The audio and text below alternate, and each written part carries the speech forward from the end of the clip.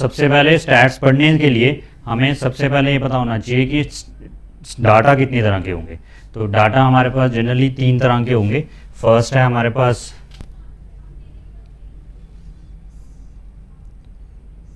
Raw data,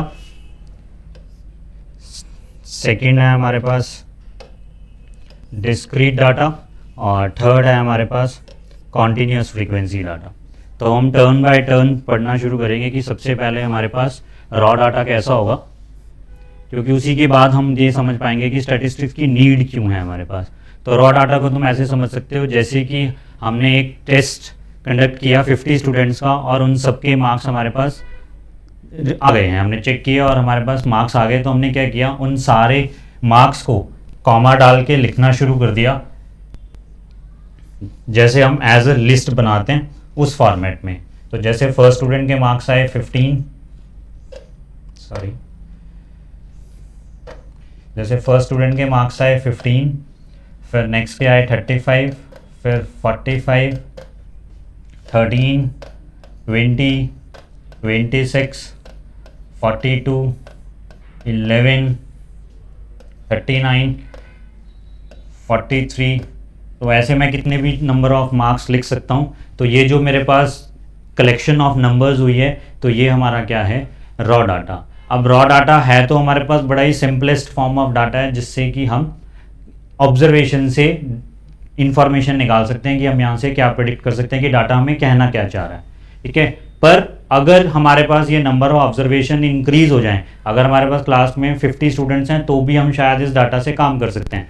पर अगर हम यही इंफॉर्मेशन हमारे पास 500 स्टूडेंट्स की हो जाए, तो उस केस में हमारे पास यहाँ से इंफॉर्मेशन निकालना बहुत ही लेंथी प्रोसेस हो जाएगा और तुम्हें बहुत टाइम लगेगा उस चीज़ को करने के लिए, उससे कोई कंक्लूजन निकालने के लिए। तो इसके लिए हमारे पास नेक्स्ट फॉर्म ऑफ डाटा है जो कि है डिस्क्रीट डाटा। तो अब डिस्क्रीट डाटा हम कैसे बनाते हैं,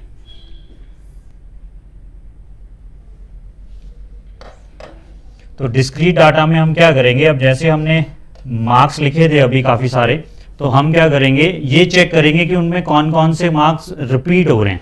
ठीक है, लेट अस अज्यूम 5 मार्क्स बहुत बार रिपीट हो रहे हैं, तो हमने एक एक्सआई मार्क कर लिया कि ये हमारे लिए ऑब्जर्वेशन है जो रिपीट हो रही है। तो ऐसे ही हमारे पास 10 हो जाएगा, 15 हो जाएगा, 20 हो जाएगा, 25 हो जाएगा, ऐसे सो ऑन हम मार्क्स लिखते जा सकते हैं। और फिर हम अपने ऑब्जर्वेशन से ये भी कैलकुलेट कर सकते हैं या काउंट करके लिख सकते हैं कि ये जो हमारा एफआई है या 5 मार्क्स वाले कितने स्टूडेंट्स होंगे, तो वो हम चेक कर सकते हैं कि हमारे पास कितने स्टूडेंट होंगे। लेट अस अज्यूम कि वो 5 मार्क्स वाले स्टूडेंट हैं 15, ऐसे 10 मार्क्स वाले भी हैं हमारे पास 10, 15 मार्क्स वाले भी क्या हैं 15, और 20 मार्क्स वाले हैं 5, और हमारे पास 25 मार्क्स वाले होंगे 7। मैं जस्ट एजम्पशन बता रहा हूँ कि एक्चुअली डिस्क्रीट डाटा दिखेगा कैसा। तो डिस्क्रीट डाटा हमारे पास एक एक्सआई वाला कॉलम होगा और एक फ्रीक्वेंसीज होंगी। फ्रीक्वेंसीज हमें ये बताना चाहती हैं कि ये जो 5 है हमारा, वो कितनी बार रिपीट हो रहा है उस ऑब्जर्वेशंस के अंदर। तो ऐसे हमारे पास ये जो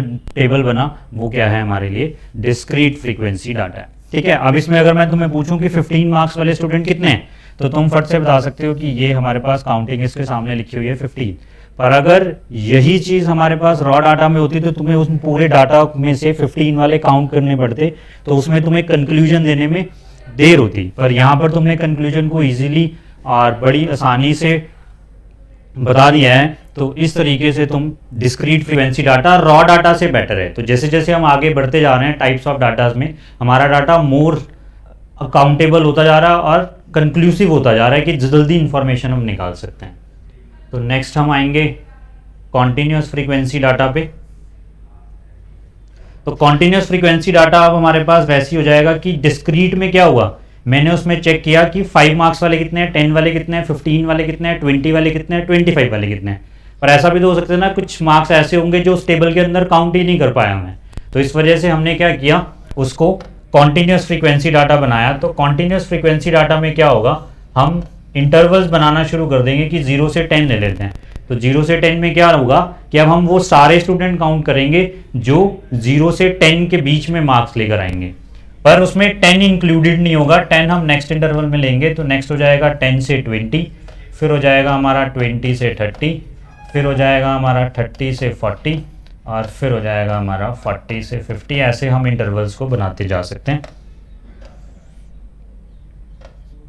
तो फिर से हमारे पास जो रॉ डाटा होगा उसी से हम कंक्लूजन काउंट फाइंड आउट कर लेंगे कि 0 से 10 के अंदर हमारे पास काउंटिंग होने से कितने मार्क्स बने। तो वो हो जाएगा हमारा लेट अस अज्यूम 5, फिर ये हो गए हमारे पास 12, ये हो गए हमारे पास 13, ये हो गए हमारे पास 11 और ये हो गए हमारे पास 6। तो ये क्या हो गया हमारे पास कॉन्टिन्यूस होगा, नाम में ही कॉन्टिन्यूस लिखा हुआ है तो मीन्स हमने कोई भी नंबर छोड़ा नहीं है। तो अगर 10 इसमें इंक्लूड नहीं है तो इसमें इंक्लूड हो जाएगा, और जितने मर्जी नंबर्स हो हमारे पास हमने सारे ऑब्जर्वेशंस इसमें कवर कर लिए हैं। तो इस वजह से जो कॉन्टिन्यूस फ्रीक्वेंसी डाटा है वो बेस्ट है एज पर the conclusion point of view. इससे हम कंक्लूजन अच्छी निकाल सकते हैं, इसमें डाटा भी सारा कवर हो गया। तो ये हमारा कॉन्टिन्यूस फ्रीक्वेंसी डाटा, ठीक है। तो एक बार रिकॉल कर लेते हैं।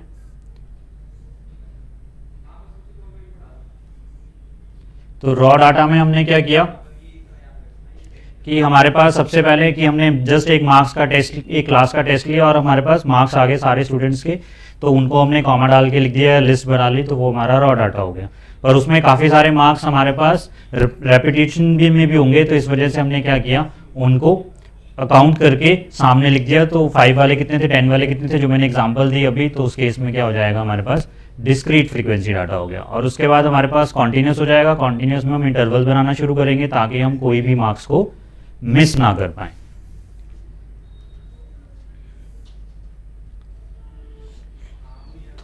तो अब हमने ये तो पढ़ लिया कि हमारे पास जो डाटा है वो किस किस फॉर्मेट का होगा। तो अब उन डाटा से जो कंक्लूजन निकालनी है तो उनको मेजर करने के लिए कुछ पैरामीटर्स भी होने चाहिए। तो इस वजह से हमारे पास है topic measure of central tendencies. Measure of central tendencies, तो इसमें हम 3 चीजें कवर करेंगे, मीन, मीडियन और मोड। तो आज की वीडियो हमारी मीन के ऊपर होगी कि हम मीन कैसे कैसे निकाल सकते हैं, कौन 3 तरह के डाटाज पढ़े, हम तीनों में मीन्स कैसे निकाल सकते हैं, वो सारी चीज़ हम डिस्कस करेंगे। तो हमारी पहली 2-3 वीडियोस मीन के ऊपर होंगी कि मीन में किस किस तरह के questions NDA point of view से पूछे जाते हैं, ठीक है। पर मैंने यहाँ पे एक लाइन लिखी है, it is a measure of central tendencies. तो अगर मेजर ऑफ सेंट्रल टेंडेंसीज की बात हो रही है तो इसका नाम मेजर ऑफ सेंट्रल टेंडेंसी क्यों पड़ा, क्योंकि जब भी हम किसी डाटा से मीन, मीडियन और मॉड निकालेंगे तो वो हमारे पास हमारे डाटा के सेंटर में लाई करेंगी। तो इस वजह से हमारे पास क्या होगा, मेजर ऑफ सेंट्रल टेंडेंसीज। तो सेंट्रल टेंडेंसी मीन्स कि इनकी टेंडेंसी है या इनका बिहेवियर है कि ये हमें हमेशा कहाँ मिलेंगे, डाटा के सेंटर में मिलेंगे। इस वजह से हमारे पास इनको बोलते हैं मेजर ऑफ सेंट्रल टेंडेंसीज। तो मीन की अगर हम एनालिसिस किए जाए कि एनडीए में मीन के ऊपर कैसे कैसे क्वेश्चंस आते हैं, तो उसमें हमारे पास ये 5 तरह के टॉपिक्स हैं। तो इसमें हमारे पास सबसे पहला है बेसिक क्वेश्चंस की मीन निकालते कैसे हैं, रॉ डाटा में मीन कैसे निकालेंगे हम, कॉन्टिन्यूस में कैसे निकालेंगे, डिस्क्रीट में कैसे निकालेंगे, वो होगा। सेकेंड, जो हम 10th क्लास में भी करते थे कि हमने कोई भी एक फ्रीक्वेंसी या 2 फ्रीक्वेंसीज मिसिंग होगी तो उसमें से हमें मिसिंग फ्रीक्वेंसीज फाइंड आउट करनी है, ठीक है। और ये हमारे पास चेंज इन डाटा। अब चेंज इन डाटा में हम क्या करेंगे कि वो क्या कहेगा हमें कि हमने इस ऑब्जर्वेशन में जो हमें दी हुई हैं उसमें कुछ छेड़छाड़ की हमने किस फॉर्मेट में, कि हमने कुछ ऑब्जर्वेशन उसमें ऐड कर दी और कुछ ऑब्जर्वेशन हमने उसमें से एक्सक्लूड कर दी। तो एक्सक्लूड करने से, इंक्लूड करने से हमारी मीन में फ़र्क पड़ेगा। तो उसको कैसे हम कैलकुलेट करेंगे, नया मीन क्या होगा, तो वो हम चेंज इन डाटा के फॉर्मेट में पढ़ेंगे। उसके बाद चेंज इन डाटा में वो एक और चेंज करता है कि वो ऑब्जर्वेशन का ओरिजिन और स्केल चेंज करेगा। तो जब हम ये टॉपिक करेंगे तो उसमें डिस्कस करेंगे कि ओरिजिन और स्केल का मतलब क्या होता है और कैसे इनके चेंज होने से हमारा मीन चेंज होता है। और लास्ट हमारा टॉपिक होगा कंबाइंड मीन। कंबाइंड मीन में हम ये पढ़ेंगे कि हमारे पास 2 डिफरेंट तरह के डाटाज होंगे, उनका अलग अलग मीन होगा, अलग अलग नंबर ऑफ ऑब्जर्वेशन होंगी।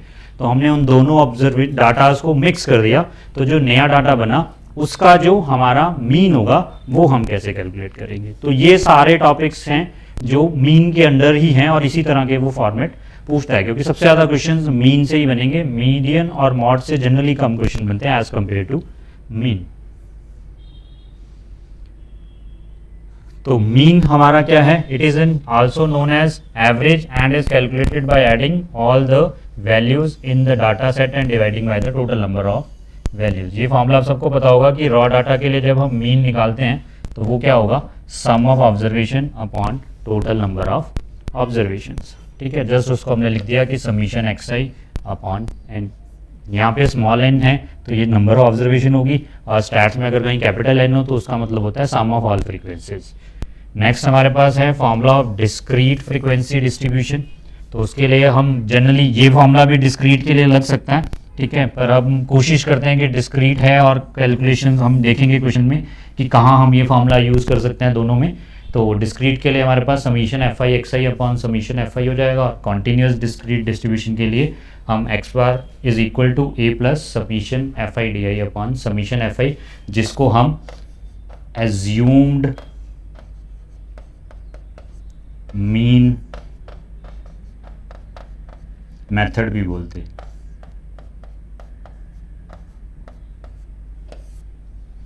ठीक है, तो इन तीन उसकी हेल्प से हम सारे क्वेश्चन सॉल्व करेंगे।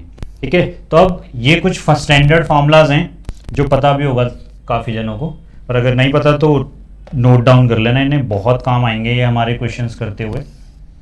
कि अगर हमें sum of n natural numbers चाहिए तो वो होगा n प्लस 1/2, और अगर हमें sum of squares of natural numbers चाहिए तो उसके लिए हमारे पास n plus 1 to n plus 1/6 होगा।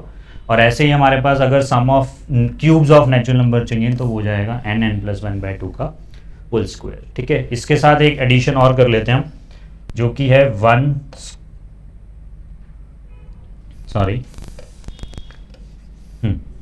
कि यहाँ पर हमने सारे नेचुरल नंबर्स को ऐड किया है। ठीक है, पर अब मैं कह रहा हूं कि हमें सिर्फ ऑड नंबर ही चाहिए। तो ऑड नंबर के लिए हम क्या होगा, जैसे 1 plus 3 plus 5 plus up to so on. ठीक है, तो ये n ऑड नंबर्स हैं हमारे पास, तो इसका सम होता है n स्क्वायर। तो ये चार फॉर्मूलाज तुम्हारे बहुत काम आएंगे। और अगर हमें इवन का चाहिए होगा तो हमें टोटल का पता है, उसमें से n स्क्वायर को माइनस कर देंगे तो हमारे पास किसका आ जाएगा, इवन का सम आ जाएगा। ठीक है, तो ये तीन फॉर्मूलाज हैं हमारे पास, जो चार फॉर्मूलाज जो मैंने एडिशन किया है एक और फॉर्मूला की, तो इन दोनों के साथ हम काम कर सकते हैं। तो अब जैसे हमारा फर्स्ट क्वेश्चन पे आते हैं, अब हम मीन पे, बड़ा बेसिक सा क्वेश्चन है, पर हमें वो फॉर्मूला याद है तो बड़ी जल्दी से आसानी से याद हो जाएगा या सॉल्व हो जाएगा, सॉरी। तो हमें यहाँ पे है कि हमें मीन निकालना है ऑफ फर्स्ट 10 मल्टीपल्स ऑफ 3। तो फर्स्ट 10 मल्टीपल्स ऑफ 3 क्या होंगे, 3 plus 6 plus 9 plus up to so on, last में होगा 30। अब मीन का फॉर्मूला क्या है, sum of all observations upon total number of observation. तो टोटल नंबर ऑफ ऑब्जर्वेशन उसने खुद बोला है कि फर्स्ट 10 है, तो नंबर ऑफ ऑब्जर्वेशन हो गई 10 हमारी, तो ये बन गया हमारा x बार। तो अब इसको सिंप्लीफाई करने के लिए मैं इनसे 3 कॉमन ले रहा हूं, तो 3 कॉमन लेती अंदर बनेगा 1 plus 2 plus 3 plus up to so on 10 upon 10।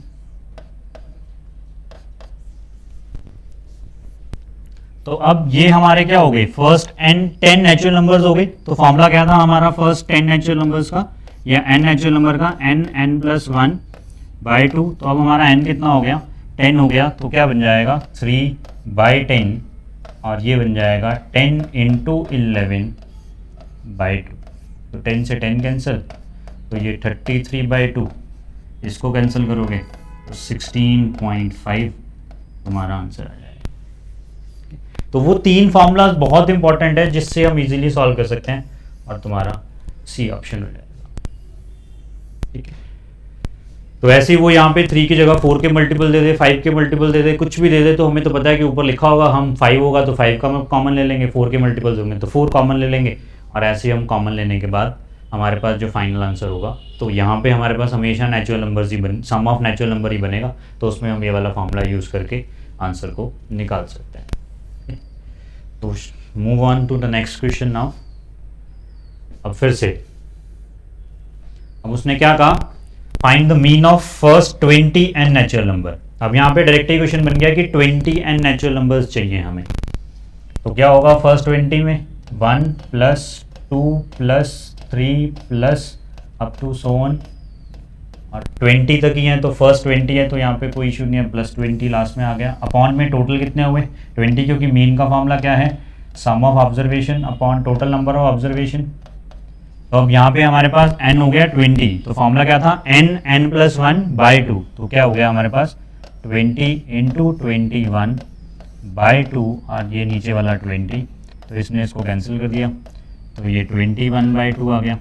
तो इसको सॉल्व करोगे तो आ जाएगा 10.5, तो बी तुम्हारा ऑप्शन क्या है। तो जस्ट वो रॉ डाटा में इसी तरह के क्वेश्चन पूछेगा, ना कि वो तुमसे बहुत बड़े बड़े नंबर्स प्लस करवाना चाहता है। तो इस वजह से अगर वो 3 फार्मूलाज या 4 फार्मूलाज हमें याद हैं तो हम इजीली क्वेश्चन को सॉल्व कर सकते हैं।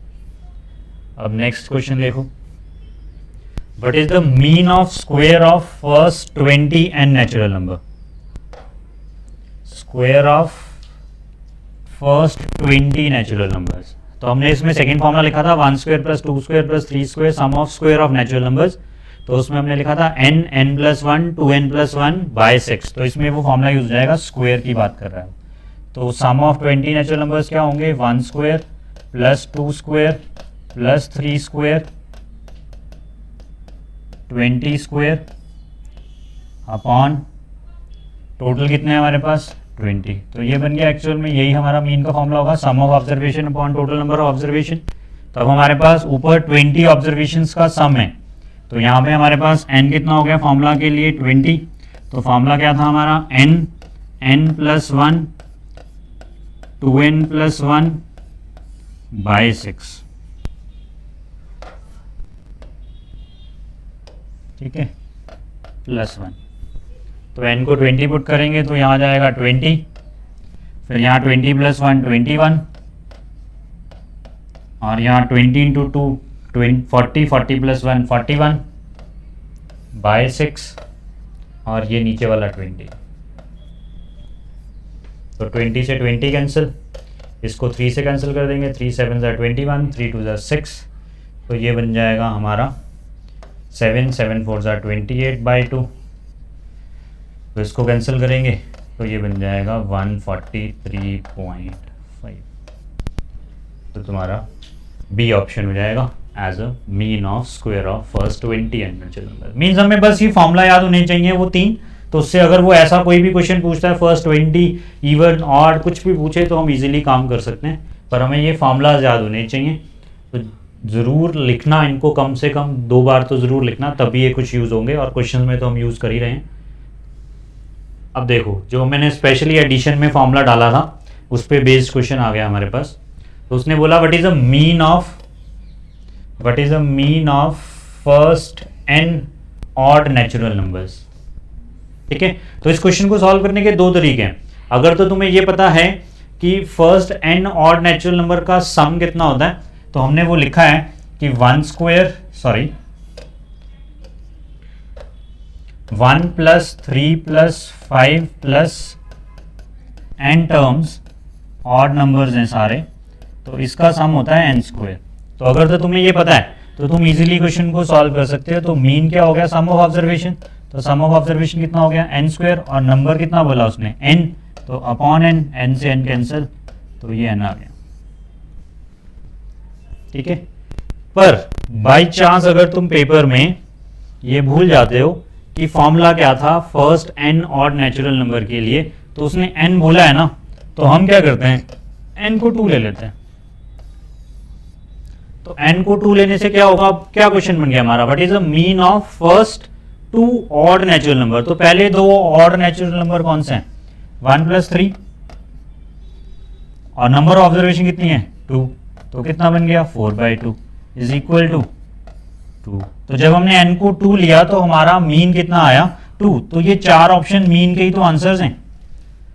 तो इनमें से n2 कौन से ऑप्शन को सेटिस्फाई कर रहा है ए ऑप्शन को। तो तुम देख सकते हो जब हमने फॉर्मूला लगाया उससे भी यही बना, और अगर हमने n को 2 पुट करके इससे सॉल्व किया तो उससे भी सही आंसर बना, ठीक है। तो ये अप्रोच भी बहुत सारे क्वेश्चन में लग जाती है, पर ये तभी लगेगी जब हमारे पास ऑप्शन भी n में हो और क्वेश्चन में भी उसने n का रेफरेंस दिया है, तो हम n पुट कर लेंगे और वहां से हमारा काम हो जाएगा।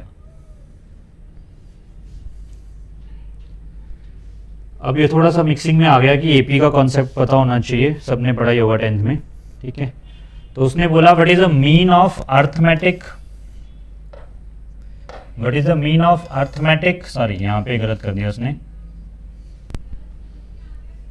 तो what is the mean of arithmetic terms of arithmetic progression लिखना चाहिए उसे, ठीक है। एपी लिख लो यहाँ पे कि ये वो एपी की बात कर रहा है, और 50 terms of an AP with first term 4, इसको हटाई दो चाहे, but is a mean of 50 terms of an AP with first term 4 and common difference 4। तो मीन्स हमारी एपी की फर्स्ट टर्म भी ए है और कॉमन डिफरेंस जो डी है वो भी 4 है। तो क्वेश्चन ने हमें इंफॉर्मेशन क्या दी कि ए जो है वो 4 है और जो डी है वो भी 4 है, और हमें कितनी टर्म्स का सम निकालना है, 50 टर्म का सम निकालना पड़ेगा, और पर हमें मीन निकालना है। तो मीन का formula some of observation upon total number of observation, तो हमें 50 टर्म्स निकालनी है। तो हम एपी की बनाने की कोशिश करते हैं, तो ए होगा हमारा, फिर हमें पता है एपी बनाने के लिए हम डी डी ऐड करते जाएंगे बार बार, तो 4 में 4 ऐड करोगे तो 8 बनेगा, फिर इसमें डी ऐड करोगे तो 12 बनेगा, फिर 16 बनेगा। ऐसे हमें कहाँ तक जाना है, 50 टर्म्स तक जाना है। तो अगर तुम ध्यान से ऑब्जर्व करो, ये एक्चुअल में 4 के मल्टीपल्स ही तो लिखे हैं। तो जैसे हमने पहला ही क्वेश्चन किया वीडियो का कि उसने कहा था कि हमें मल्टीपल ऑफ 3 का मीन चाहिए था, तो वही काम यहाँ पे भी तो यही है कि उसने मल्टीपल ऑफ 4 मांगे हैं, और कितनी टर्म्स के, 50 टर्म्स के। तो क्या मांग रहा है वो, X bar is equal to 4 + 8 + 12 + 16 up to 50 terms, और अपॉन में क्या हो जाएगा, टोटल 50। तो वहाँ पर भी हमने यही कहा था कि जो भी ऊपर से कॉमन मिल रहा है वो कॉमन ले लेंगे। तो यहाँ से 4 कॉमन लेते ही क्या बना, 1 + 2 + अप टू 50 टर्म्स हैं अपॉन 50। तो ये बन गया 4, और ये हमारे लिए 50 टर्म्स, और वो भी फर्स्ट नेचुरल नंबर्स हैं। तो n50 फॉर्मूला आप सबको याद हो ही गया होगा, 50 × 51/2 और अपॉन में 50। तो 50 से 50 कैंसिल, 2 ने 4 को कैंसिल किया 2 पे, तो यू आर लेफ्ट विद 2 × 51 जो कि आ जाएगा 102।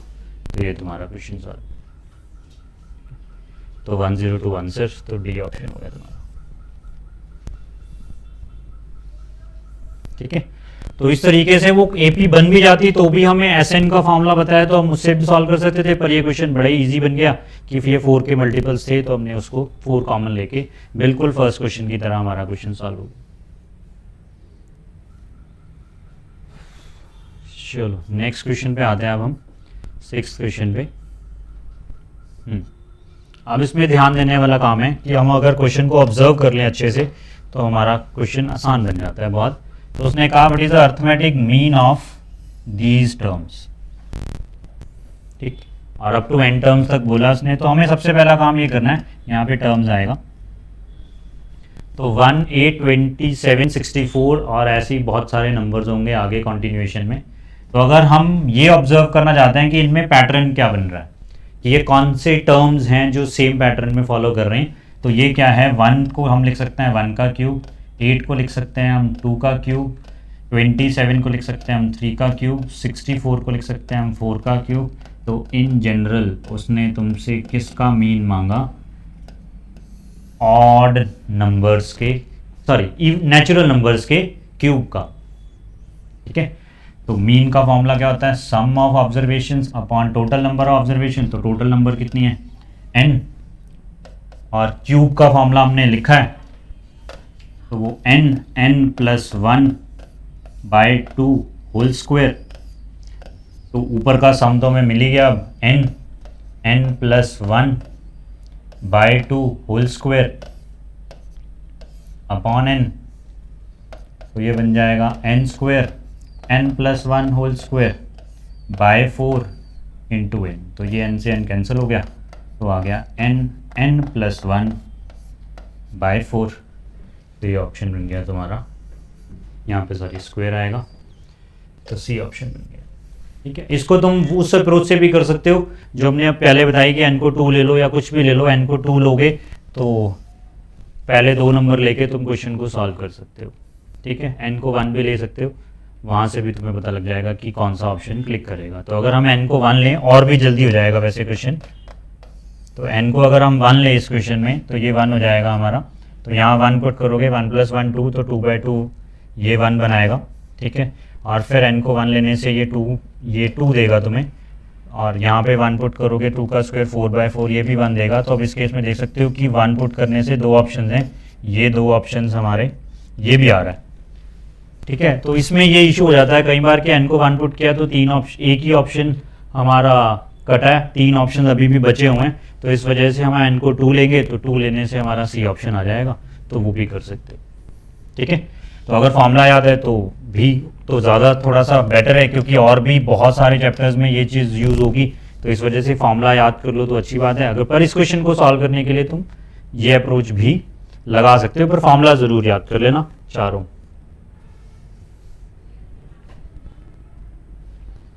हाँ, अब ये पूछने का तरीका अलग हो गया क्वेश्चन का। तो इसमें उसने कहा the marks obtain bye 7 student in a subject ये हैं। तो 7 स्टूडेंट्स के मार्क्स आ गए हमारे पास। तो मैंने जो एग्जांपल भी दी थी कि रॉ डाटा हम ऐसे ही कलेक्ट करते हैं कि मार्क्स टेस्ट लिया हमने स्टूडेंट्स का और मार्क्स आ गए तो उनको कॉमा डाल के लिख दिया, तो ये रॉ डाटा बन गया हमारा। पर उसने क्वेश्चन यहाँ पे अब मीन नहीं पूछा, उसने पूछा the number of student securing marks less than mean. तो ऐसे कितने स्टूडेंट हैं जो जिनके मार्क्स हमारे पास इन सारे नंबर्स के मीन से कम हैं। तो इन जनरल हमें सबसे पहले मीन निकालना पड़ेगा। तो मीन का formula some of observation upon total number of observation, क्योंकि अभी हम सारे क्वेश्चन रॉ डाटा पे ही कर रहे हैं। तो अगर हम इनको प्लस करेंगे तो ये बनेगा 60, 60, 120, 130, 130 और 30 हमारा बन जाएगा 160, 160 और 90 बन जाएगा हमारा 250, 300 और ये बन जाएगा 360 और 399,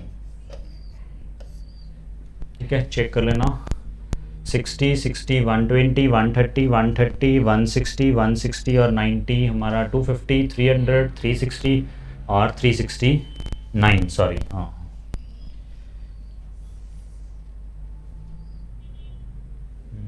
अच्छा सॉरी 5, 60, 60 ठीक है। तो ये बनेगा हमारा 199,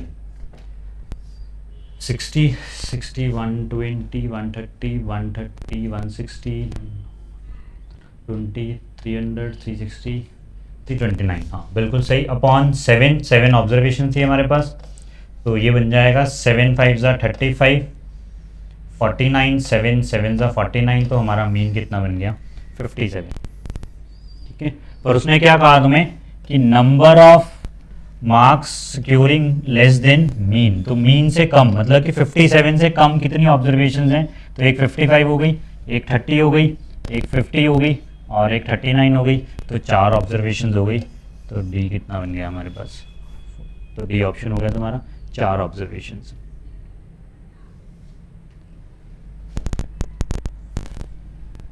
तो अब हमारा डाटा चेंज हो गया। अभी तक हम सारे क्वेश्चंस रॉ डाटा में कर रहे थे, पर अब हमारे पास जो है वो इंफॉर्मेशन मीन हमें आ गई, जो कि है एक्स और एफ आई। मीन्स अब हम डिस्क्रीट डाटा के क्वेश्चंस करेंगे। तो डिस्क्रीट डाटा के लिए हमने फॉर्मूला लिखा था X bar is equal to summation F I X I upon summation F I. तो ये हमारा एक्स आई है और ये हमारा एफ आई है। तो हमें मीन निकालने के लिए क्या करना पड़ेगा कि समीशन एफ आई एक्स आई चाहिए तो पहले एफ आई एक्स आई चाहिए, तो पहले एफ आई एक्स आई निकाल लेते हैं। तो 5 4 20, 5 10 50, 15 इंटू 3 45, ये 40, ये 75 और ये 90। इनको प्लस कर लो और फ्रीक्वेंसीज को प्लस कर लो। तो फ्रीक्वेंसीज टोटल कितनी बनेंगी 5 4 9, 9 और 3 12 और 14, 14 और 6 20 हो गई। तो एफ आई तो आ गया तुम्हारा 20। अब एफ आई एक्स आई चाहिए हमारे पास 20 और 50 हो गए 70, 70 और 40 हो गए तुम्हारे पास 110, 115, 115 प्लस 40 155, 160, 160 और 70 बन गए तुम्हारे 230, 230 और 90 बन गए 320। तो मीन कितना आ गया तुम्हारा 320 अपॉन 20, तो ये कैंसिल हो गए, तो कितना आ गया 60। बिल्कुल इजी पीजी क्वेश्चन है हमारे पास, जस्ट बेसिक फार्मूला डिस्क्रीट का summation F I X I upon summation F आई, और उसको सॉल्व करके हमने आंसर निकाल लिया। ठीक है, तो यहाँ पर हम नंबर्स को इजीली कैलकुलेट कर सकते हैं क्योंकि फ्रीक्वेंसीज छोटी हैं। अगर ऐसी फ्रीक्वेंसीज बड़ी हो जाएं या नंबर कॉम्प्लिकेटेड हो जाते तो फिर हम कॉन्टिन्यूस एज्यूम्ड मीन मेथड का फॉर्मूला यूज़ कर लेते, जिससे कि हमारी कैलकुलेशन जल्दी हो जाती है, क्योंकि इस तरह के क्वेश्चन में कैलकुलेशन ही टाइम कंज्यूमिंग करते हैं। तो अब हम इस क्वेश्चन पे आते हैं। तो अब इस क्वेश्चन में देखोगे ये वाले नंबर्स तो आसान है, जो हमारे एक्साइज हैं, क्योंकि नंबर ऑफ कॉल्स हैं हमारे पास जनरली, तो ये हमारे एक्सआई हैं और ये फ्रीक्वेंसीज हैं, तो ये एफ आई हो गई हमारी। तो ये ऑब्जर्वेशंस तो हमारे पास एक्सआई तो आसान है, पर फ्रीक्वेंसीज हमारे पास फिर भी थोड़ी बहुत कॉम्प्लिकेटेड है। तो इसकी कैलकुलेशन के लिए हम यहाँ पे कैलकुलेशन करते हैं।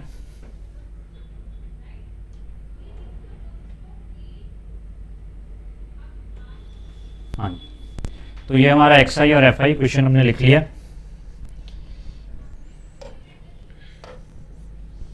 तो इसके लिए भी हमें पहले एफ आई एक्स आई निकालना पड़ेगा। तो 14 इंटू 0 तो 14 0 ही हो जाएगा। 21 इंटू 1 करेंगे तो 21, 25 इंटू 2 50, 43 इंटू 3 3 3 9, 4 3 12, तो ये बन गया 129। तो 51 इंटू 4 करेंगे तो ये बनेगा 204, और फिर 40 इंटू 5 करेंगे, 5 4 20, तो ये बन गया 200, और 39 इंटू 6, 9 6 54, 5 6 3 18, 18 और 5 बन गए तुम्हारे 234 23, और ऐसे 12 7 84। इन सबको प्लस कर दो, वही सेम क्वेश्चन है। ठीक है, पर यहाँ पे क्योंकि एक्साई छोटे थे इस वजह से मैंने ये मेथड प्रेफर किया, नहीं तो मैं दूसरा मेथड प्रेफर करता। तो इनको ऐड करेंगे, 9 + 1 10, 10 + 4 14, 14 + 4 18, 18 + 4 22, तो ये 2 आ गया, 2 2 + 2 4, 4 + 5 9, 9 और 2 11, 11 और 3 बन गए 14, 14 + 8 22, 2 + 2 4, 4 + 2 6, 6 + 2 8 9, तो ये बन गया तुम्हारा 922। ठीक है, और इनको भी प्लस कर लेते हैं। तो ये बनेगा 9 + 2 11, 11 + 1 12, 12 + 3 15, 15 + 10 हो गया ये, 15 + 10 25, तो ये 5 2 गड़बड़ तो नहीं कर रहे, 4 + 1 5, 5 + 5 10, 10 10 और 3 13, 14 14 14, 14 + 2 16, 16 और 9 25, 5 और 2, तो 2 + 1 3, 3 + 2 5, 5 + 2 7, 7 + 4 11, 11 + 5 16, 16 + 4 20, 20 + 4 24। कुछ गड़बड़ कर रहे हैं। ये तो शायद क्वेश्चन में भी दिया था 245। तो x बार आ जाएगा तुम्हारा 922 अपॉन 245, तो इसको डिवाइड करके तुम्हारे पास आंसर आ जाएगा। ठीक है, तो वो तुम चेक कर सकते हो, मैं टिक कर देता हूँ। तो ये आ जाएगा तुम्हारा 3.75। ये तुम डिवाइड करके देख लेना, 3.75 तुम्हारा आंसर होगा। ठीक है, तो इस तरीके से तुम कैलकुलेशन को कर सकते हो।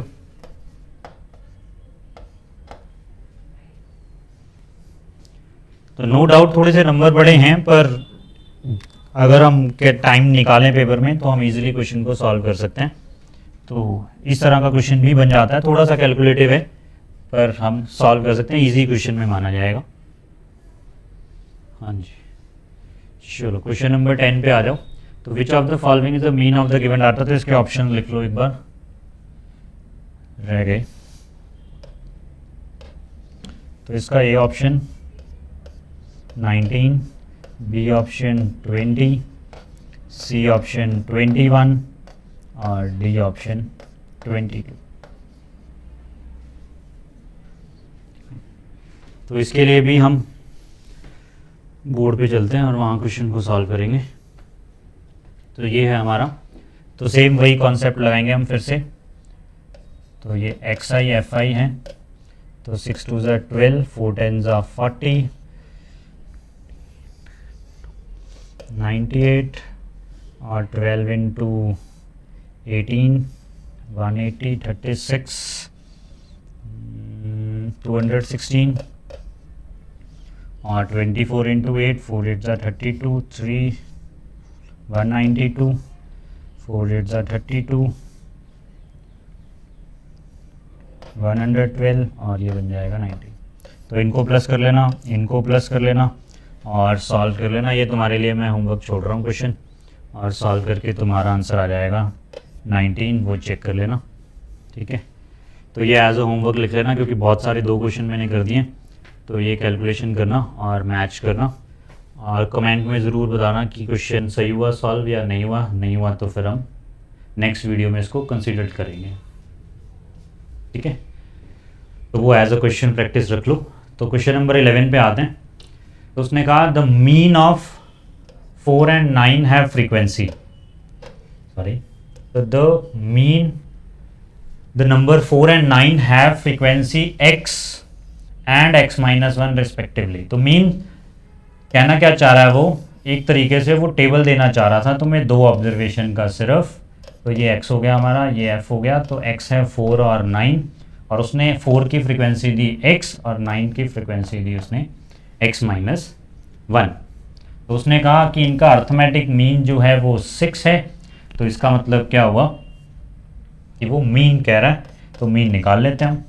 तो x bar is equal to 4 into X कितना हो जाएगा 4x, क्योंकि हम वही फॉर्मूला लगा रहे हैं समीशन एफ आई एक्स आई वाला, और इसको करेंगे तो ये बनेगा 9x minus 9 upon total frequency. तो इनको प्लस करोगे तो ये बनेगा 2x माइनस 1, तो ये बन गया 2x माइनस 1।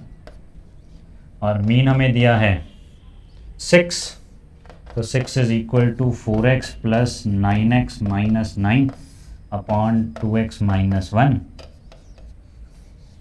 तो क्रॉस मल्टीप्लाई कर दो तो ये बन जाएगा 12x minus 6 is equal to 13 minus 9, sorry 13x। तो ये माइनस, सॉरी, तो ये 9 minus 6 is equal to 13x minus 12x। तो यहाँ से x आ गया तुम्हारा 3। तो बी ऑप्शन हो गया। Just easy question. वैसे उसने x डाल के कंफ्यूज करने की कोशिश की, पर अगर हम लैंग्वेज को सही समझ जाएं कि 4 की फ्रीक्वेंसी है x, 9 की फ्रीक्वेंसी है x माइनस 1, तो हम इजीली क्वेश्चन को सॉल्व कर लिया, ठीक है। चलो 12th क्वेश्चन पे आते हैं हम। हाँ, ये क्वेश्चन थोड़ा सा उसने परमुटेशन कॉम्बिनेशन में डाल दिया, पर इतना कोई डरने वाली बात नहीं है क्वेश्चन को देखकर। उसने कहा कि हमारे पास वेरिएबल है 0 1 2 3 अप टू n, और उनकी फ्रीक्वेंसीज है 1 cn माइनस cn, 1 nc1 जिसे बोलते हैं तुम, ये nc2, ये nc3 और ncn, ठीक है। और इसका उसने मीन मांगा। तो इसमें अगर हम इन सबको मल्टीप्लाई करने लगे फिर तो बहुत टाइम लगेगा, पर हम इस केस में ये करते हैं कि n को 2 ले लेते हैं, क्योंकि हमारे क्वेश्चन में भी n है और ऑप्शन में भी n है। तो मीन्स हमारा क्वेश्चन और आंसर दोनों n पे डिपेंडेंट है, और उसने n पे कोई कंडीशन नहीं लगाई। तो हम n को 1 ले लेते हैं। तो n को 1 लेते ही, तो अगर तुम ध्यान दोगे इस 1 को मैं nc0 लिख सकता हूँ, और तुम्हें पता है अगर तुमने n1 लिया है तो 1c0 और 1c1 ही डिफाइन होंगे। तो इस वजह से तुम्हारे क्वेश्चन में सिर्फ 2 ही ऑब्जर्वेशन रह गई, और उनकी फ्रीक्वेंसीज क्या रह गई, एक हो गया हमारा 1c0 और दूसरा क्या हो गया 1c1। और यहाँ से भी 2 ही ऑब्जर्वेशन लोगे 0 और 1, तो 1c0 की वैल्यू भी 1 होती है, 1c1 की वैल्यू भी 1 होगी। तो इसका टोटल हो जाएगा तुम्हारा 2, और इसके बाद तुम निकालोगे F I X I, 0 into 1 0, 1 into 1 1। तो मीन कितना आ गया तुम्हारा, समीशन एफ आई आ गया तुम्हारे पास 1। तो मीन कितना आ गया तुम्हारे पास, X bar is equal to 1 upon total, क्योंकि ये summation F I X I आ गया 1, टोटल फ्रीक्वेंसीज आ गई हमारी 2, तो 1/2। तो ऑप्शन में देख लो n को 1 पुट करने से किससे 2 बनेगा, ये भी गलत, ये भी गलत, ये भी गलत, ये तुम्हारा आंसर हो गया।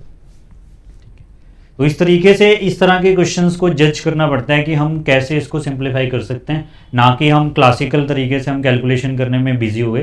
तो ये चीज़ हमें धीरे धीरे सीखनी पड़ेगी। और बहुत सारे क्वेश्चन स्टैट्स के ऐसे हो जाते हैं, बस तरीका तुम्हें पहचान थोड़ी सी मैंने करा दी कि अगर क्वेश्चन में भी n है और ऑप्शन में भी n है और n पे कोई कंडीशन नहीं है, और कंडीशन हो भी तो हम n वैसा ले लेंगे जो उस कंडीशन को सेटिस्फाई करता होगा, और वहाँ से हम क्वेश्चन को सॉल्व कर लेंगे। हाँ जी, अब हमारे पास क्वेश्चन की सीरीज शुरू हो गई, जिसमें हमारे पास है कॉन्टिन्यूस फ्रीक्वेंसी डाटा। ठीक है, तो उसके लिए हम जनरली प्रेफर करते हैं कि हम एज्यूम्ड मीन मेथड ही लगाएं। ठीक है, तो अब हम इस पे आ जाते हैं। तो एज्यूम्ड मीन मेथड लगाने के लिए हमें सबसे पहले ये चेक करना है कि हमें फॉर्मूला क्या है। तो एज्यूम्ड मीन मेथड के फॉर्मूला पे आ जाते हैं। तो एज्यूम्ड मीन मेथड का फॉर्मूला मैंने लिखा x bar is equal to a plus summation fi di upon summation fi। तो जो di है उसको हम बोलते हैं डेविएशन, और उसका फॉर्मूला होता है xi माइनस a, और इस a को हम बोलते हैं एज्यूम्ड मीन। अब नाम ही बता रहा है एज्यूम, कि हमने खुद एज्यूम किया होगा इस मीन को। ठीक है, और इसी वजह से इसका नाम हमारा एज्यूम्ड मीन मेथड पड़ा है। तो इसमें अगर तुम देखोगे xi चाहिए, तुम्हें a चाहिए, और फिर di fi तो है तुम्हारे पास। तो हम सबसे पहले xi निकालते हैं। तो xi तुमने 10th में पढ़ा होगा, xi को हम बोलते हैं क्लास मार्क।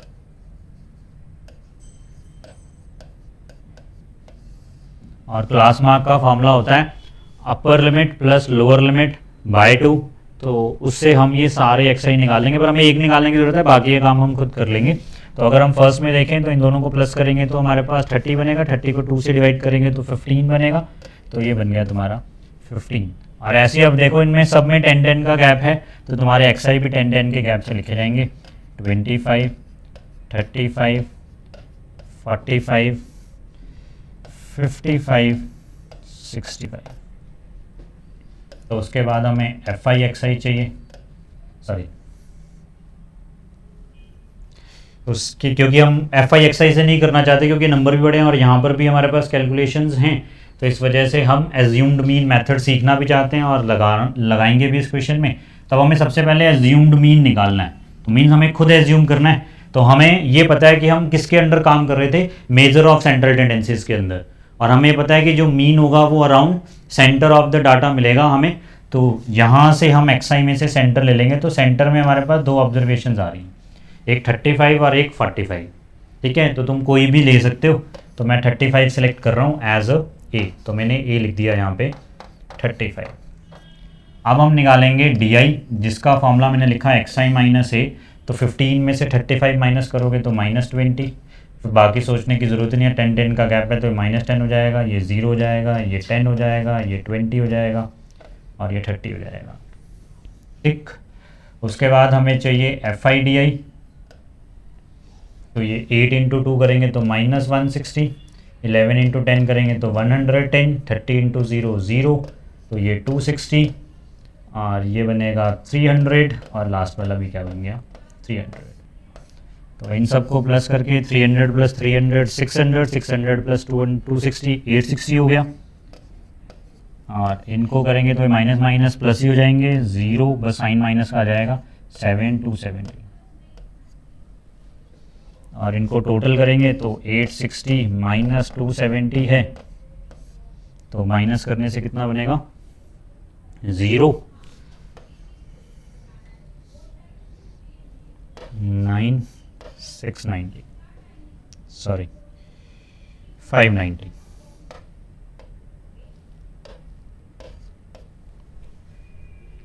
ठीक, तो ये तुम्हें टेबल एटलीस्ट बनाना आना चाहिए और एक ही गो में बन जाना चाहिए। और कोशिश करना कि इतना कॉम्पैक्ट बनाएं कि ये सारा इस सामने सामने लिखा जाए उस तरीके से। और हमें एक फॉर्मूला के लिए अब समीशन fi भी चाहिए, तो हम उनको प्लस भी कर लेते हैं।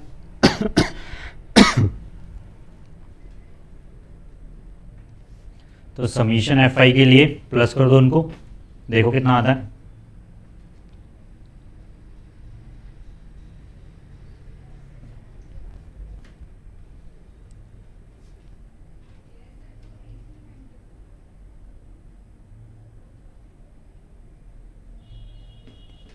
हो गया प्लस, तो 8 + 1 9, 9 और 6 15, 15 + 5 20, 2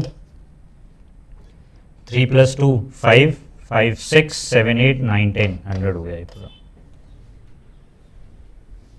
ठीक है,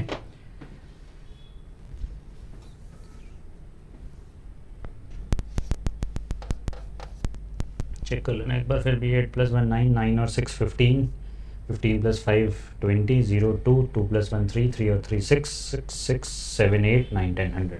अब आ जाओ फॉर्मूला पे, तो x bar is equal to A हमने क्या लिया 35 plus summation F I D I लिया हमने 590 अपॉन समीशन एफ आई हमने लिया 100। तो ये 0 से 0 कैंसिल हो गया, तो x बार कितना बन गया 35 प्लस 5.9 जो कि बन जाएगा 40.9। तो ये तुम्हारा आंसर। ठीक है, तो जब तुम इस मेथड की इतनी प्रैक्टिस कर लोगे ना तो तुम बड़ी जल्दी स्पीड से ये काम कर सकते हो इजीली। तो एक्स आई निकालना तुम्हें शॉर्टकट बताया मैंने, सिर्फ एक निकालो और गैप चेक करो, वहाँ से तुम इजीली एक्स आई निकाल सकते हो। उसके बाद डी आई में भी तुम अपनी कैलकुलेशन को फास्ट कर सकते हो कि ए तुम्हें सिलेक्ट करना है मिड ऑफ द एक्स आई, क्योंकि हमारे पास सेंट्रल टेंडेंसीज हैं तो वो सारे बीच में ही लाई करेंगे, मीन मोड मीडियन। उसके बाद हमने माइनस किया और फिर एफ आई डी आई से मल्टीप्लाई किया और हमारा काम हो गया। ठीक है, तो इस तरीके से हम क्वेश्चन को सॉल्व कर सकते हैं। तो 40.9 तुम्हारा आंसर होगा।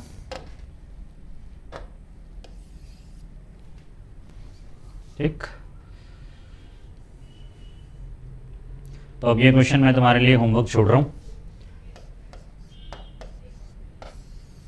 तो इस क्वेश्चन को सॉल्व करना खुद से और आंसर बताना कमेंट सेक्शन में कि कितना आता है, फिर देखते हैं कि कितनों ने सही किया और कितनों ने गलत किया।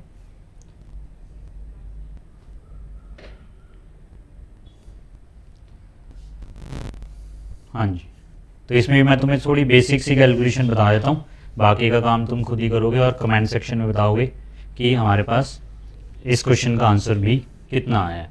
ठीक है, तो मेन इसमें थोड़ा सा ऐसा लगता है कि ये 15 + 25 हैं, फ्रीक्वेंसीज तो बड़ी छोटी छोटी सी हैं, पर हमारे पास ये जो हमारे पास नंबर्स हैं वो थोड़े कॉम्प्लिकेटेड से लग रहे हैं, पर होंगे ऐसा कुछ नहीं। ठीक है, तो ये है हमारा 14th क्वेश्चन। तो अब ये हमारा 15 - 25 है।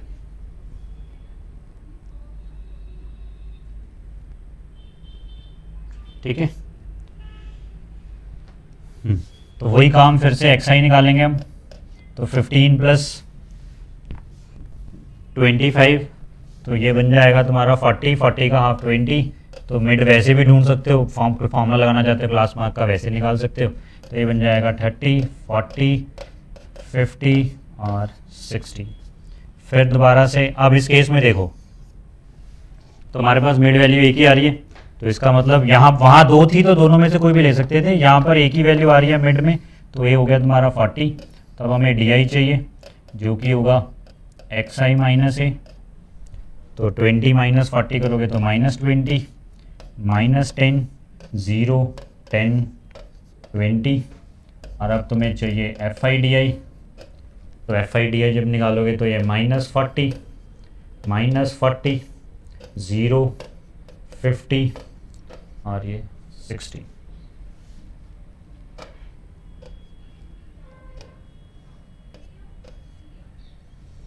तो ये बन जाएगा तुम्हारा 6 और 5 11 110, और ये बन जाएगा तुम्हारा 80, वो भी माइनस का।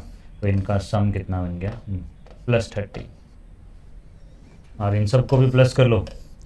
तो 5 और 3 8, 8 और 6 14, 14 और 4 18 और 2 20। तो ये बन गया तुम्हारा 20।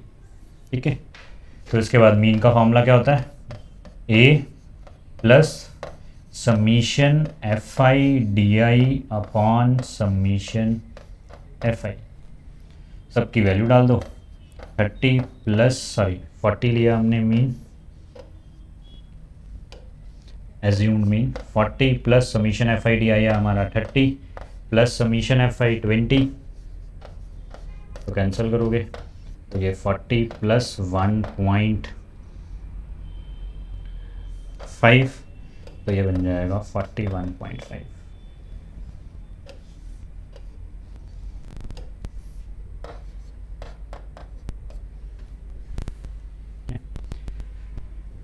तो जस्ट हमें प्रैक्टिस करनी है कि हम इस फॉर्मूला को कितनी जल्दी और आसानी से लगा सकते हैं। स्पीड जितनी तुम मेंटेन कर सको वो तुम्हारे पे डिपेंड करता है, ठीक है। चलो 15, हाँ जी, अब हमारी सीरीज हो गई शुरू, जिसमें हम क्वेश्चंस करेंगे question based on missing frequencies.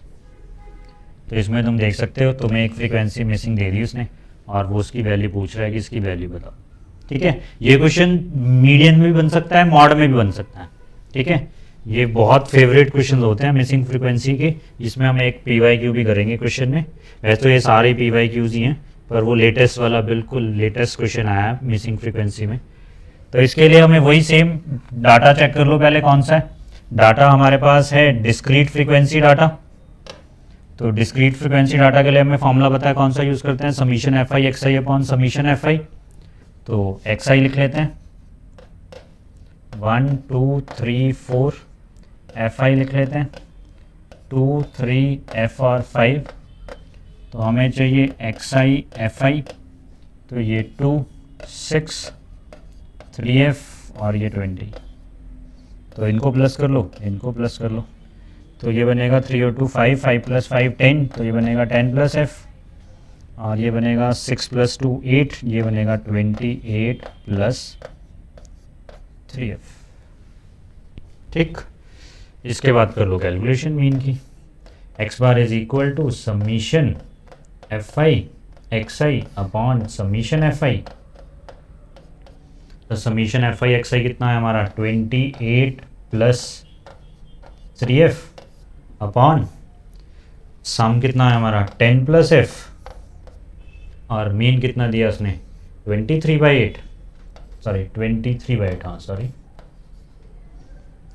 तो इसकी क्रॉस मल्टीप्लिकेशन कर दो, तो ये बन जाएगा 230 plus 23f is equal to 28 into 8, 8 8 जा 64, 6 8 2 जा 16, 16 प्लस 6 224, और प्लस 8 3 जा 24। अब तुम देख सकते हो इन दोनों का डिफरेंस 1 है और इन दोनों का डिफरेंस 6 है, तो f की वैल्यू कितनी आ गई 6। तो बहुत ज़्यादा कोई कॉम्प्लिकेटेड क्वेश्चन नहीं डालता, बहुत बड़ी कैलकुलेशंस हो, वो जस्ट वो चेक करना चाहता है कि तुम्हारे पास कमांड क्या है, फॉर्मूला अप्लाई करने में कितनी कमांड है तुम्हारे पास, वो डिपेंड करता है और कुछ नहीं। अब जैसे इस क्वेश्चन को देखोगे तो इसमें लगता है कि बहुत 2 फ्रीक्वेंसीज दी हैं उसने मिसिंग, ठीक है। तो ऐसा पता नहीं उसने क्या ही दे दिया कि हम इस क्वेश्चन को छोड़ दें, पर अगर हम इसको ध्यान से ऑब्जर्व करें, उसने वैल्यू भी f2 की मांगी है, और अगर हम डाटा में ऑब्जर्व करें तो पहला फ्रीक्वेंसी 0 के साथ दिया है उसने, ठीक है। तो अब देखना ध्यान से, क्वेश्चन में 2 फ्रीक्वेंसी लग रही है, मिसिंग है तो लेंथी होगा, पर नहीं। तो x देखो क्या दिया उसने 0 1 2 3 4, और f उसने दिया है f1 f2 4 4 और 3, और अब हमें चाहिए fi इंटू एक्स आई, इसको fi एक्स आई लिख लो, तो ये तो 0 बन जाएगा, और ये f2 बन जाएगा, ये 8 ये 12 और ये भी 12। इसका सम कर लो, इसका सम कर लो, इसका सम तो वैसे भी उसने दिया है टोटल 18, तो सम करने की ज़रूरत नहीं है। और यहाँ से क्या बनेगा 12 प्लस 12 24, 24 प्लस 8 32 प्लस f2, ठीक। अब फॉर्मूला पे आ जाओ। मीन का फॉर्मूला क्या, summation F I upon summation F I. तो summation F I X I कितना है 32 प्लस f2 अपॉन 18, और मीन कितना दिया उसने 2, तो 2, तो ये बन गया 36 is equal to 32 plus f2, तो F2 कितना आ गया तुम्हारे पास 4। तो ये ऑप्शन हो गया। ठीक है, तो दोनों क्वेश्चन देखो मिसिंग फ्रीक्वेंसी के थे जरूर, ठीक है, पर बिल्कुल इजी क्वेश्चन थे क्योंकि एक ही क्वेश्चन है। अभी हम इसके बाद जो नेक्स्ट क्वेश्चन करेंगे उसमें एक्चुअली उसने एक ही क्वेश्चन की, जैसे हमारे डायरेक्शन वाले क्वेश्चन आते हैं तो उस केस में हमारे पास उसने एक क्वेश्चन दिया, उसके बाद उसके 3 पार्ट्स पूछनी है, तो उस पर हम डिस्कशन करेंगे अब नेक्स्ट क्वेश्चन पे। तो ये है हमारा। अब इसमें देखोगे उसने कहा है consider the following frequency distribution for the next 3 item. तो मीन्स इस क्वेश्चन को सॉल्व करने से हम आगे के 3 क्वेश्चन इजीली सॉल्व कर सकते हैं एक ही इन्फॉर्म कैलकुलेशन की हेल्प से। तो उसने फर्स्ट में तो पी की वैल्यू मांगी है, सेकेंड क्वेश्चन में उसने क्यू कहा, और थर्ड में उसने कुछ फ्रीक्वेंसी को डबल करने के लिए बात की है, वो आते हैं। तो सबसे पहले तो हमें यही है कि हमें पी की वैल्यू निकालनी है और क्यू की वैल्यू निकालनी है। ठीक है,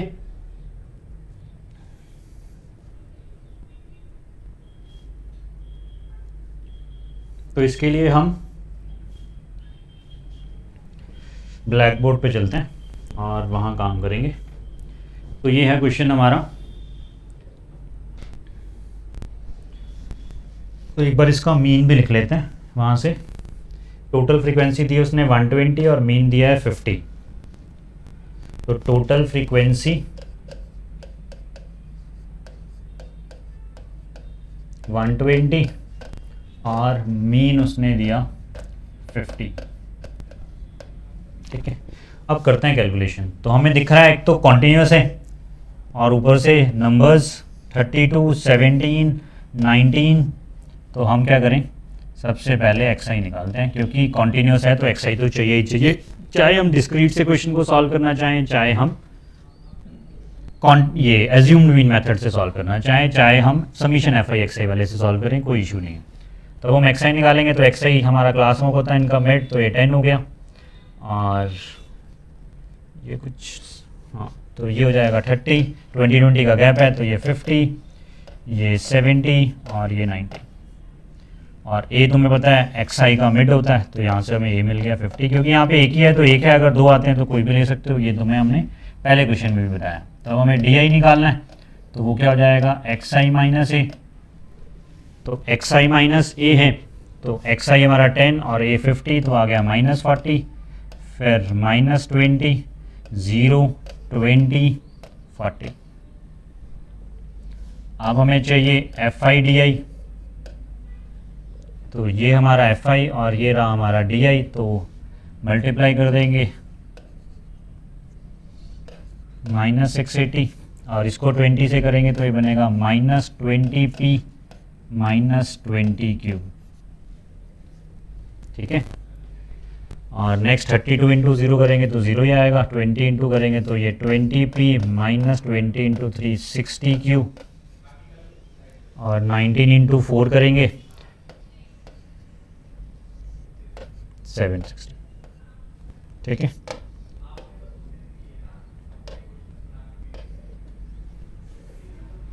ठीक। तो अब हमें क्या क्या करना है, एक तो इनका सम तो उसने दे दिया 120 पहली बात। उसके बाद हमें समीशन FI DI चाहिए। ठीक है, तो ऐड करेंगे तो ये -20 + 20 कैंसिल, ये -60 और 20 -80q हो गए, और ये 660 है, और सॉरी ये 760 और ये 680 माइनस करेंगे तो 80 आ जाएगा। तो ये एक्चुअल में 80 - 80q हो गया। ठीक है, अब आते हैं हम मीन के फॉर्मूला पे, जो हमने एज्यूम्ड मीन का लिखा है, दोबारा बोलते हैं और तुम भी बोलना साथ साथ तो याद हो जाएगा। x bar is equal to A plus summation FI DI upon summation FI। ठीक, तो x bar is equal to A हमने क्या लिया है 50 प्लस समीशन FI DI, वो आया हमारा 80 - 80q अपॉन समीशन FI उसने दिया था 120, और मीन भी दिया उसने 50। तो 50 is equal to 50 plus 80 minus 80q upon 120। तो अब यहाँ पे हमें ये ध्यान रखना, जब भी मिसिंग फ्रीक्वेंसी का क्वेश्चन कर रहे हो और एज्यूम्ड मीन मेथड से सॉल्व करने की कोशिश कर रहे हो, तो ये 50 यहाँ पे जो भी एज्यूम मीन होगा उसको शिफ्ट करना उधर और उसके बाद कैलकुलेशन करना, तो कैलकुलेशन आसान हो जाती है और इजीली कैलकुलेट हो जाएगा। तो ये 0 आ जाएगा और ये 80 minus 80Q is equal to 120, cross multiply करने से 80 इज इक्वल टू 80Q और Q की वैल्यू आ गई तुम्हारी 1। ठीक है, तो इस तरीके से तुमने Q की वैल्यू निकाल ली। पर हमें फर्स्ट क्वेश्चन जो 17 हमने पढ़ा था स्क्रीन पे, वो था हमारा कि हमें P की वैल्यू निकालनी। तो उसने कहा इन सारी फ्रिक्वेंसीज का सम 120 है, तो हम इनको प्लस कर लेते हैं। तो ये 17 प्लस 32, 7 प्लस 2 9, 9 और 9 18, तो ये 8 1 2 5 6 68 हो गया ये। और P प्लस की और इनको अलग ऐड कर लेंगे तो P प्लस P कितना हो जाएगा 2P और माइनस 3Q प्लस Q हो जाएगा minus 2Q is equal to 120। तो ये बन गया 2P minus 2Q is equal to 52।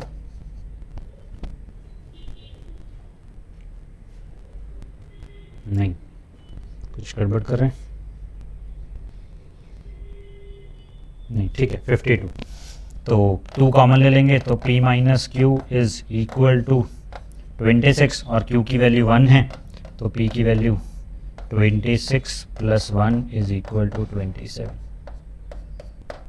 तो अब हमने दोनों वैल्यू निकाली, P 27 आ गया और Q 1 आ गया, तो हम इजीली अब दोनों पार्ट्स का क्वेश्चन सॉल्व कर सकते हैं। ठीक है, तो ये इस वजह से टाइम टेबल है क्योंकि हमें एक ही क्वेश्चन को सॉल्व करने से 3 पार्ट मिल जाएंगे। तो P की वैल्यू हमारी कितनी आई 27 और नेक्स्ट क्वेश्चन पे आएंगे हम। Q की वैल्यू हमारे पास आई थी 1, तो ये भी सॉल्व।